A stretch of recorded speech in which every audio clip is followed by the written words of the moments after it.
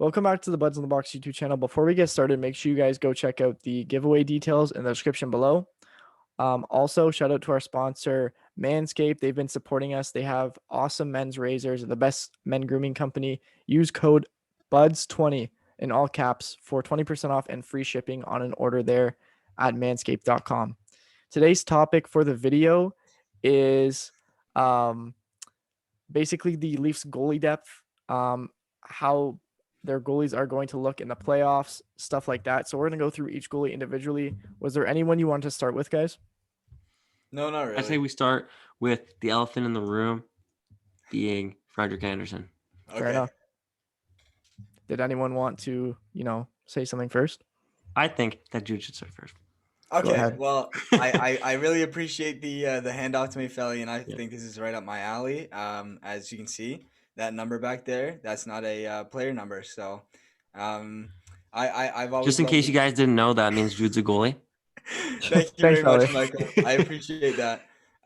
But yeah, so just to begin, I mean that's 7 goals in 2 games in the AHL right now, and a big thing to point out was Kelly Rudy said that when he was sent down to the AHL back in his time, it was more just to see like walk off his injury kind of thing, not stats at all. But to be honest, I don't want the guy that has 7 goals in 2 AHL games running for our cup. Like One I'd and a way rather half. have the guy that's in 1.5. Sorry, my bad. 1.5 games running for our cup. I'd prefer the guy that's 17, 2-2, and then from there we can get into the backups. But I personally think Frederik Andersen is right now showing that he's not ready. Take away everything, how bad the Marlies are. We've seen DiAgostini do it, so and look at where he's coming from and where Frederik's coming from. So yeah, I'll give him a little bit of leeway with the injury kind of thing, but he said he felt great last game and he let in 5 goals. So And not the 5 goals against AHL players, not to put down any AHL player, but that's that Frederik Andersen is an established NHL goalie. He was in the All-Star game in 2019. Like, he has been an all-star goaltender in the NHL. So it's not that he doesn't have the ability to do it. It's just that right now he's not doing it. And I mean, even this season, he played a few good games. He's made a couple of big saves at the beginning of the season. And he's by no means is he a bad option. If Frederik Andersen is the worst option, we're in a good place. That being said, he's not looking great right now. So it might be the worst option, but he has the he has the ability to maybe randomly break out, right? Just that's the exact reason why I'm kind of worried about playing the Jets in the first round, is because Hellebuck won the Vezina Trophy last year. So he wins the Vezina Trophy. He's on a little bit of a cold streak, right?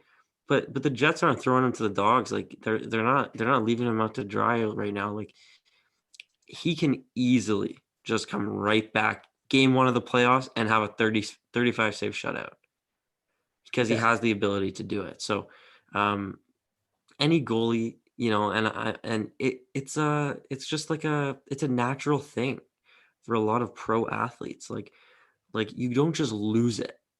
You just can't, like, unless you have a severe injury that can literally, that can detriment, can be a detriment to the way you play. The skill's there. He didn't lose it. It's just he's got to get back into the right mindset. So Yeah, I think there's two things to keep in mind here. One, the Marlies aren't at their highest potential, with guys moving up and down the taxi squad, guys scratched, stuff like that, COVID.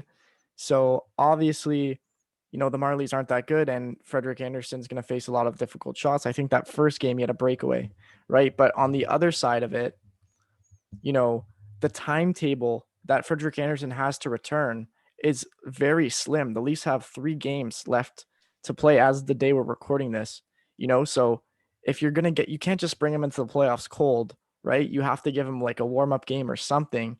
You can't just put him into practice. And, that timetable's running out. They have 3 games left. You put him in one game in the regular season, if he shits the bed like that, that's not a good sign. So it's kind of cutting it close here, and I don't know what they're gonna have to do with him. I And agree with you 100%. They need to put him in a game. They can't. we don't have the Cap cap. wise, it's impossible. Yeah, Cap, They exactly. can't do it because cap. There's no salary cap in the playoffs. Yeah. You can have as many players as you want playing for you under no salary cap. No trades can be made. No players can be signed. Whatever, right? Um, but it's impossible. He is under LTIR right now. His contract isn't being accounted for, which is the only reason that Nick Foligno is even on the team. Yeah. Only reason that Ben Hutton's even on the team, right? Only reason that Rittich is even on the team. So they literally can't play Andersen until the playoffs. Yeah. We So know I would Dubas, say though. the same thing. I'd say yes, but that's why he's in the AHL right now. Yeah, we know Yeah. They Dubas, though. He clinched the can always North. shift money. As much as they didn't statistically clinch the North, they've clinched the North for a couple weeks now. So they've had it clinched. They easily could have put him in a couple games in the NHL. Yeah. They can't. Yeah. Just Yeah, just that's salary fair. cap wise. And That's and fair. and yeah, that like it's physically impossible to put him in. And on top of that, we're not gonna put someone who's putting up stats like that in the AHL right now into a first round matchup when we're notorious for first round matchups. And the way Campbell's playing, if he just stays consistent, we're walking through this. Like it'll be a good series. Sorry to keep cutting you off, Eric, but I just want a little bit off Okay. that is the only way I can really see him playing a playoff game is if it's Leafs are up 3-0 in the first round. Yeah. Leafs are up 3-0 in the first round. You Yeah. stick him in game 4 because it's kind of a you can't lose. Exactly. It's kind of like you can afford to lose it, right? But the Leafs It's not going would. to kill you. No one wants to lose it. No one wants to lose game 4, but like if you're up 3-0, then like losing game 4 isn't the biggest deal. And if you want to try to, and if he has a good game in game 4, then you know that he can play in a different situation, Yeah. right? And I think it's just having the option to play him if they need to play him. So if knock on wood, Rittich or Campbell happens to get injured for a couple games, Andersen's there.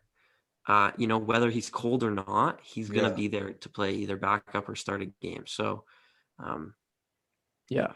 And shifting gears to the next goalie, I don't think we really need to go over Jack Campbell, right? The only concern we would have really with him is, can he take on that back like a game every other day in the playoffs? But I think we have to go to David Rittich. If Andersen is cold and he can't play, then David Rittich has to be that solid backup. What do you guys think? they can't trust Andersen right now. First round series, just to start him for a game would not make sense at all. Rittich had a really bad game, but he bounced back, and if they need to start him for a game, they need to give Campbell a rest. They're gonna play who's hot, so they're gonna start Campbell game 1. That's what's gonna happen. Game 1, Campbell's gonna be a starter.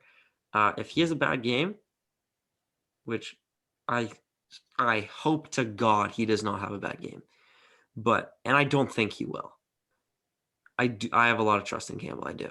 So, but that being said, if he does have a bad game, you can trust putting Rittich in for game 2. And if Rittich has a good game, play him game 3. It's gonna be who's hot and who's not. It's gonna be that game. Yes. So Campbell gets a bunch of wins, gets a bunch of saves, makes some big saves. He's gonna be playing for the entire playoffs. Like tired or not, they trust him and they're gonna talk to him. They're gonna say, "Hey, do you feel comfortable playing this game?" If he says no, he's not the type of guy that will say no though. He'll play his heart out no matter what. Yeah. So if he is struggling a little bit, he's getting really tired, he's pulling, his muscles are sore, they're comfortable playing Rittich. I know they are. So that's why they traded for him. There's no other reason to trade for a guy to just sit on your bench, right? So Yeah, well, we've seen Rittich do it multiple times against us, be the clutch backup. He's been shaky with us for some reason. But you know what? A lot of goaltending is mental, and I'll hopefully some maybe goalie gear nerds have made it to the end. And ever since Frederik Andersen switched from Bauer, he has not been himself. That's True. one big thing. And Rittich has yet to play with a Leafs matching set. So I'm just waiting. You never know if it's mental, because I know that stuff can affect me. I've never seen a good player wearing wrong colored gloves, so, and a wrong colored helmet, or their dust if not. So Yeah, I'd have to agree. But I think we can all agree that at this point in time with the Leafs, Campbell is your go-to guy. You can't really trust anyone to have that starting position except for Campbell. In 21 games this year, he's had 4 bad games, right? And 2 of them were only overtime Not losses. even bad. Not even Just bad. losses. Just Yeah. exactly, right? So I think he's the guy. And the team loves him. The team's great with him. They want to play in front of him. So I think he has to be your guy to go with. Hopefully he can just continue what he's doing in the regular season. he's had as many bad games as Freddie has losses in the AHL. So And one more quick thing, just while we're on the topic of why I feel so comfortable having Campbell in the net. He's played 21 games this season. Okay. He's lost 4, whether regulation or overtime, right? So 2 and 2 regulation, 2 overtime. To lose a playoff series, you have to lose 4 games. Yeah. He's only lost 4 games out of 21. That's a Stanley Cup win right there. So to 17 lose a playoff series, he has to lose 4 games out of 7. He has too much heart to let that happen in my eyes. And Andersen, the last couple of years, hasn't. So that's kind of where I want to leave it off. Like, Leafs fans, you got to feel good about Campbell being in the net. That guy wants to win. So yeah. And we want to know your guys' opinion. So let us know in the comments below what you guys think about the Toronto goalie situation. We'd love to have a chat in the comments. Make sure to leave a like and subscribe to our YouTube channel. This has been the Buds in the Box. Bye for now.